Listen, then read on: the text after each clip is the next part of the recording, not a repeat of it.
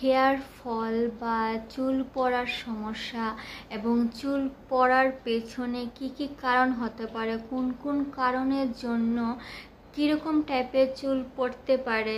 অনেকের bunch of hair বা একগুচ্ছ চুল পড়ে থাকে, আবার অনেকের সবসময় চুল পড়তে পড়তে টাকের প্রবণতা হয়ে থাকে, হালকা বা পুরো মাথায় চুল আছে কোনো বা মাথার কোনো না কোনো অংশে চুল কমে যাওয়ার কারণে মাথার স্কিনটা ত্বকটা পর্যন্ত দেখা যায়। তো চুল পড়ার অনেক কারণ হতে পারে, আবার অনেক কারণের জন্য অনেক রকমের চুল পড়ে থাকে। তো প্রত্যেকটা কারণ যেরকম আলাদা হয়ে থাকে, প্রত্যেকটা কারণের জন্য যেরকম চুল পড়ার প্রবণতাটাও আরেক রকম হয়ে থাকে, এবং প্রত্যেকটা কারণ এবং চুল পড়ার যে পরিস্থিতিটা এটার উপর প্রত্যেকটা হোমিওপ্যাথি ওষুধও আলাদা আলাদা হয়ে থাকে।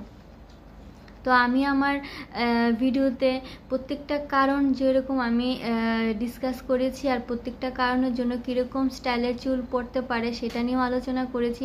আর প্রত্যেকটা কারণের জন্য যে চুল পড়ছে সেটার জন্য কোন হোমিওপ্যাথি মেডিসিনটা বা কোন হোমিওপ্যাথি ওষুধটা খুব ভালো দারুণ কাজ করে সেটা নিয়েও আলোচনা করেছি।